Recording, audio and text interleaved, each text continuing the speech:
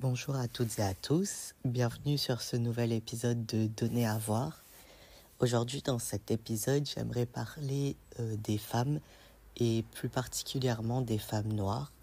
J'aimerais parler de la charge mentale qu'elles peuvent avoir, mais aussi de plein de choses que la société ou même la famille les fait ressentir.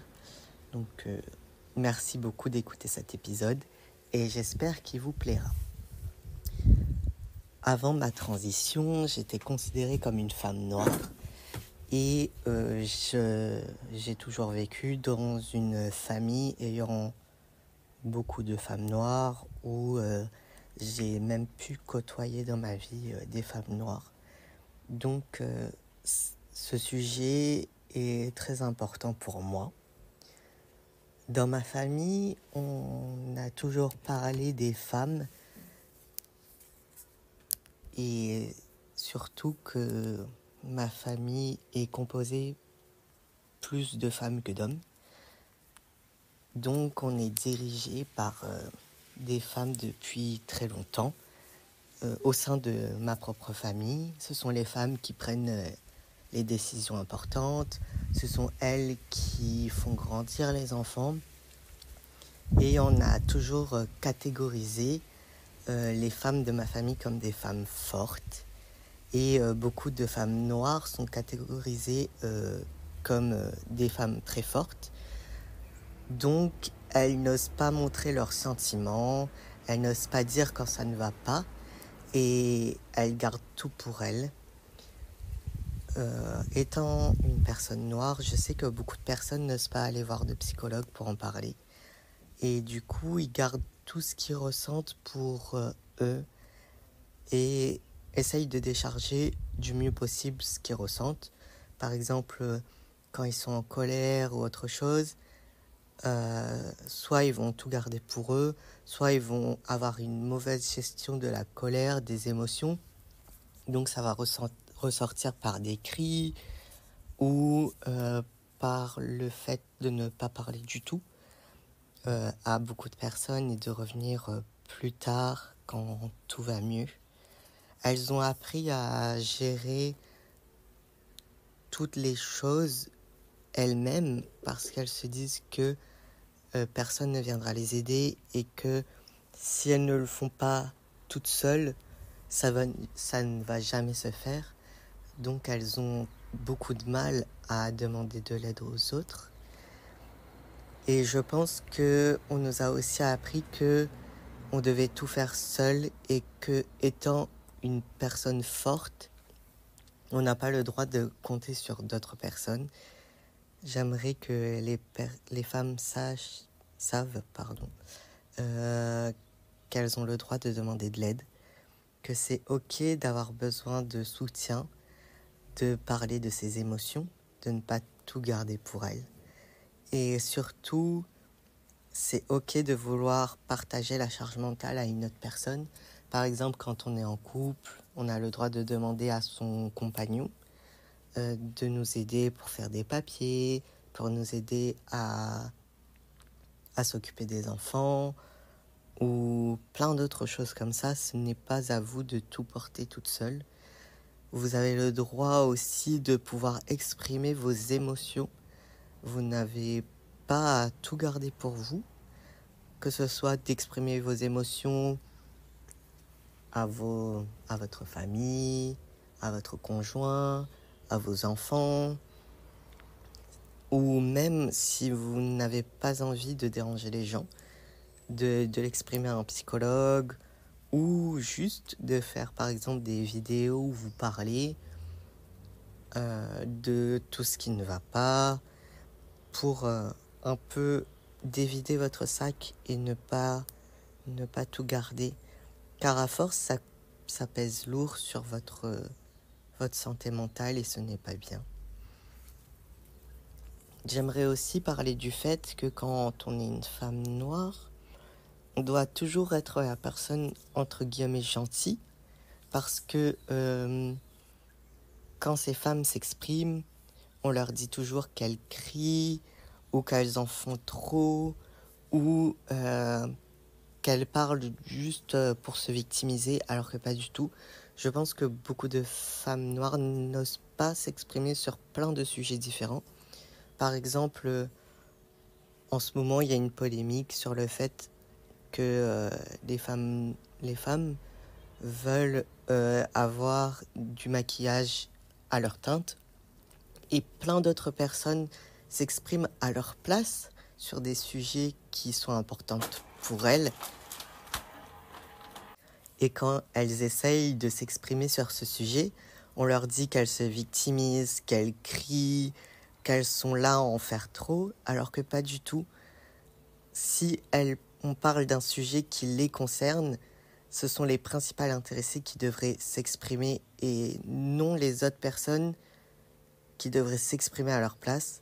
C'est ok de vouloir les aider, parler des choses entre guillemets pour elles ou qui pourront aider ces femmes à s'exprimer sur ce sujet. Mais ce n'est pas ok de vouloir dire qu'une chose est forcément bien ou donner son avis sur un sujet alors que en vrai on ne sait pas si c'est ce qu'elle voulait exprimer ou autre. Donc c'est important de laisser aux femmes noires la possibilité de s'exprimer, que ce soit sur le maquillage, sur leurs cheveux ou plein d'autres sujets. C'est très important de leur donner de l'espace pour qu'elles puissent avoir le pouvoir de s'exprimer, être entendues et surtout donner leur avis. Parce que même dans les familles, on ne leur donne pas assez d'espace pour qu'elles puissent parler. On est là à faire en sorte de minimiser ce qu'elles ressentent, minimiser leurs projets. Parce que même quand elles parlent de projets d'avenir, on leur dit qu'elles rêvent trop grand ou on leur dit que ce ne sont pas des choses faites pour les femmes noires, alors qu'on ne devrait pas du tout avoir à penser comme ça. Par exemple, quand une femme tout court dit qu'elle a un certain projet comme être pris à la NASA ou d'autres choses, les familles vont les aider à croire en elles, à croire en leur projet, à concrétiser ça. Et malheureusement, j'ai pu voir, par exemple dans ma famille, quand une femme a envie d'avoir un projet et que ces derniers pensent que c'est un projet trop grand et pas atteignable, au lieu d'essayer de pousser la personne à avoir confiance en elle, confiance en son projet et à surtout faire en sorte d'être là pour la pousser dans ce qu'elle veut, et ben on la rabaisse alors ou on minimise son projet, alors que je pense que les premiers à devoir aider une personne, c'est les membres de la famille ou l'entourage proche. Je pense que parfois on a des craintes sur certains projets et ce ne sont pas les craintes de la personne d'en face, mais c'est plus nos craintes par rapport à ce que nous, on pense être atteignable ou non, alors qu'on leur demande jamais si elles pensent pouvoir atteindre cet objet. Et surtout, on les aide pas vraiment à les atteindre parce que à travers nos yeux, c'est quelque chose que nous-mêmes, on ne pourrait pas atteindre. Alors la personne d'en face ne pourrait pas l'atteindre, alors que c'est faux. Je pense qu'on devrait vraiment les aider à atteindre leur projet, à avoir plus confiance en elles et à se dire, ben ok, même si je suis une femme noire, je peux quand même atteindre plein de choses et avoir tous mes objectifs, mes rêves et réaliser les choses même qui sont au-delà de mes espérances.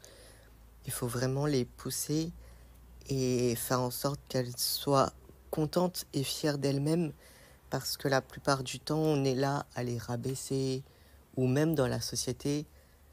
Par exemple, quand une femme noire a beaucoup de diplômes, de qualifications ou quoi que ce soit, on va toujours penser que c'est pas vrai, qu'elles ont peut-être inventé leur diplôme ou d'autres choses comme ça, alors qu'elles méritent autant de respect que les autres.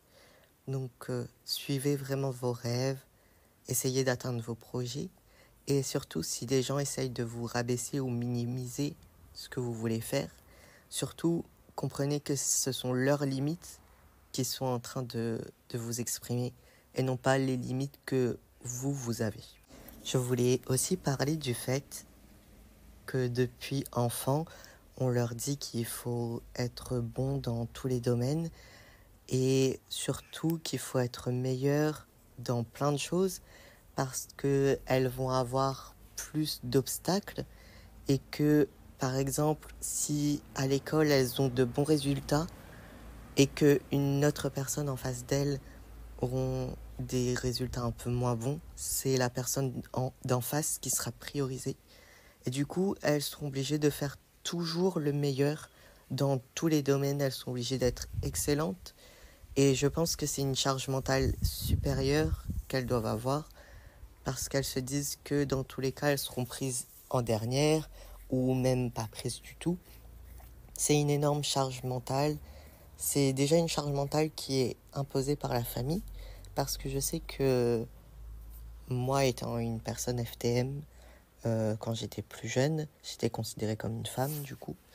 Dès mon plus jeune âge, ma mère ou d'autres personnes autour de moi me disaient que si j'étais pas bon à l'école, on choisirait toujours la personne d'en face ou qu'il fallait être bien dans plein de domaines différents.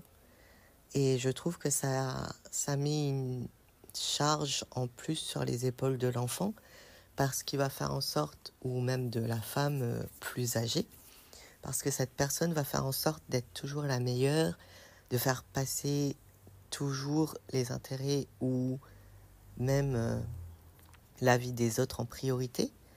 Et c'est une charge en plus parce qu'elle va s'épuiser mentalement en voulant être la meilleure dans tous les domaines, en faisant en sorte de s'intéresser par exemple qu'à l'école et ne pas avoir de vie à côté, ou de vouloir s'intéresser qu'au travail et d'être une personne excellente au travail.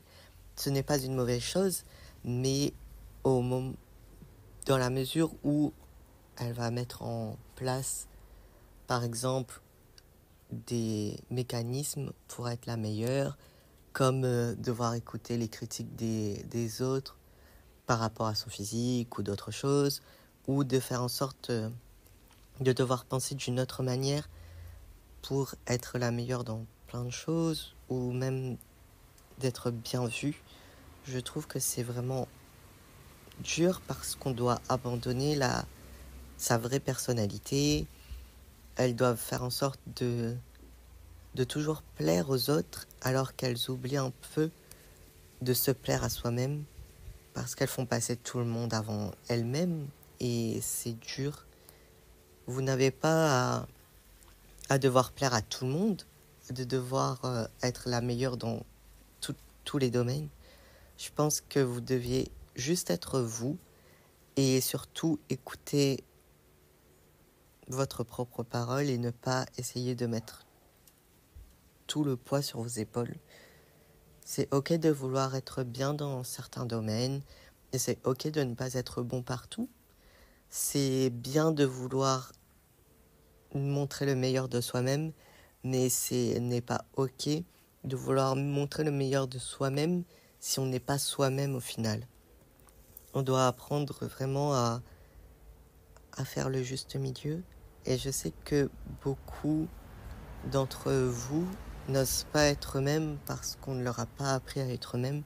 On leur a appris à être une personne, une version édulcorée d'elle-même, une version entre guillemets parfaite, alors que ça doit être épuisant à la longue de porter un masque, de devoir montrer une facette de soi-même, de devoir tout le temps être une personne joyeuse, une personne bien comme il faut, une personne qui ne crie pas, qui ne s'exprime pas non plus, ou pas fort. Ça doit être épuisant. Vous avez le droit d'être juste vous, de vouloir avoir vos hobbies, de vouloir avoir une vie en dehors du travail ou de vouloir faire des activités, de juste exprimer sa propre personnalité, c'est tout aussi bien. Vous avez le droit d'être bon dans plusieurs domaines, d'être bon dans un seul. Vous avez le droit de vouloir juste vivre votre vie, parce que la plupart du temps, les parents essayent de vivre leur vie à travers leurs enfants, et c'est ok de ne pas avoir envie de ça. Je voulais également parler du fait d'être une femme noire dans le monde du dating, parce que malheureusement, il y a aussi une charge mentale dans ce domaine.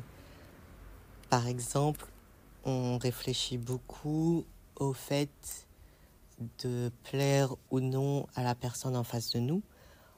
On se pose très souvent la question de savoir si l'homme, la femme ou la personne non-binaire, peu importe notre orientation sexuelle, va être intéressé par nous et surtout va vouloir sortir avec une personne noire. Et ça met vraiment beaucoup de poids sur nos épaules parce qu'elles vont devoir réfléchir en plus de ça au fait de savoir si la personne en face aime les personnes noires ou si la personne va être intéressée par elle que par rapport au fait que ce soit entre guillemets des personnes qu'elles vont pouvoir sexualiser, ou savoir si ce ne sont pas des personnes qui veulent être avec une femme noire ou autre juste parce que cette personne voudra des enfants métis ou d'autres choses comme ça. Donc c'est vraiment quelque chose qui doit peser également, parce qu'elles doivent réfléchir aux potentialités que cette personne ne veuille pas être avec elle que parce qu'elles sont d'une certaine couleur, ou lorsqu'elles veulent plaire à quelqu'un ou que la personne leur plaise, elles vont devoir savoir si cette personne peut s'intéresser à elle. Et je trouve que c'est compliqué quand même de penser à cette éventualité-là, parce qu'on se ferme beaucoup de portes, on n'ose pas aller séduire quelqu'un ou juste apprendre à connaître la personne parce qu'on va avoir peur de se faire rejeter à cause de ça. C'est triste, et je voulais leur dire qu'il y a plein de personnes qui aiment les femmes noires, plein de personnes voudront être avec vous juste pour la personne que vous êtes, et plein de personnes ne vont pas vous sexualiser ou avoir envie ou d'avoir envie d'être avec vous parce qu'il peut y avoir des stéréotypes comme le fait qu'une femme noire est une sauvage entre guillemets au lit, ou parce que c'est un fantasme d'être avec une femme noire et de coucher avec elle. Il y a vraiment beaucoup de gens qui ont envie d'être avec vous pour votre personnalité, parce que vous êtes des personnes extraordinaires, parce que vous êtes des personnes intelligentes, ou juste pour votre personne. Il faut juste attendre d'être avec cette personne, qu'elle vous trouve ou que vous trouvez cette personne. Et dans tous les cas, n'ayez pas peur de ne pas plaire aux gens. On n'est pas dans les critères de tout le monde et c'est ok. J'ai envie de vous dire que peu importe votre couleur, peu importe votre origine, votre religion ou voilà, vous avez le droit de faire ce que vous voulez dans la vie. Vous avez le droit de suivre vos rêves. Vous avez le droit de faire des études qui ne sont entre guillemets pas faites pour des gens comme vous. Vous avez le droit de faire des études aussi où il n'y a pas de personnes noires qui l'ont fait. Vous avez le droit de rêver grand et surtout de croire en vous, d'apprendre à vous connaître, d'apprendre à avoir envie de faire des choses qui vous plaisent, et aussi de dire non, non aux pressions que la société vous porte, non aux pressions que la famille vous donne aussi. Vous avez juste le droit de vivre pour vous et non pas pour contenter d'autres personnes. Vous avez le droit de faire des activités qui vous plaisent, d'essayer de nouvelles choses, de vouloir par exemple aller à l'opéra, regarder des concerts seul, aller faire des activités de peinture ou d'autres choses. vous êtes des personnes extraordinaires et vous avez juste le droit de vous accepter comme vous êtes. Je sais que beaucoup de femmes noires n'ont pas pu être elles-mêmes très longtemps parce qu'elles devaient rentrer dans les cases que les membres de sa famille avaient créées pour elles. Mais vous êtes plus que ça. Vous êtes plus que les critères que votre famille a pour vous.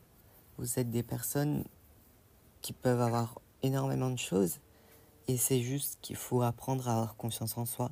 Je sais que c'est très facile de dire qu'on a juste à apprendre à avoir confiance en soi, mais avec des petites choses et même en arrêtant d'être aussi dur avec soi-même, en étant sympa aussi dans sa tête avec soi, parce qu'on a le chic pour beaucoup se dénigrer. Alors que si on faisait la même chose avec d'autres personnes, on sait que ces personnes seraient parties il y a très longtemps de notre vie. On a le droit juste d'être sympa avec nous-mêmes comme on est sympa avec les autres. Et vous avez le droit surtout d'être vous, de vous parler correctement et de croire en vous. Donc j'espère que vous apprendrez à vous placer en priorité. Vous apprendrez à vouloir vous respecter, à ne pas accepter des choses qui ne sont pas acceptables, que ce soit au travail, dans la vie personnelle, que vous apprendrez à vous confier et à ne pas tout garder pour vous. Si vous, comme je l'ai dit, si vous n'arrivez pas à communiquer, vous pouvez écrire, vous enregistrer et faire plein d'autres choses comme ça. Donc vraiment, apprenez à vider votre sac, à ne pas vous flageller pour ce qui a pu se passer dans votre vie, dans le passé. Apprenez à vivre l'instant présent. Et surtout, même si vous êtes des femmes noires, et surtout parce que vous êtes des femmes noires, vous êtes des personnes magnifiques qui méritent tout l'amour du monde et qui méritent de moins avoir à porter sur ses épaules. Toutes les femmes ne méritent pas du tout, peu importe sa couleur, son origine, sa religion ou d'autres choses, d'avoir des standards que la société met sur ses épaules, de devoir d'ailleurs répondre à tous ces standards.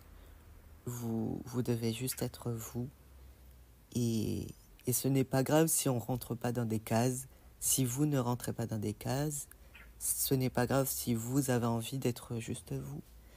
Peu importe que vous ayez un style décalé, que vous ayez un style différent de la norme, entre guillemets, de la norme, vous avez l'obligation de ne plaire qu'à vous-même et non de plaire aux autres personnes. Tant que vous êtes bien avec vous-même, c'est le principal.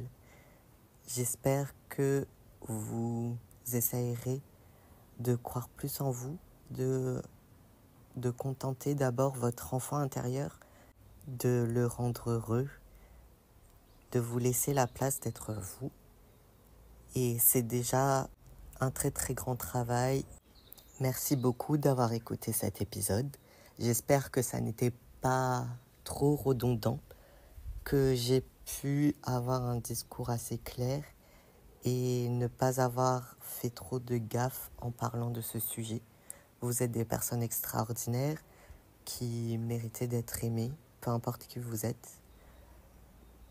Et vous méritez juste d'être vous. Et voilà, passez une très très bonne journée et merci d'avoir écouté cet épisode.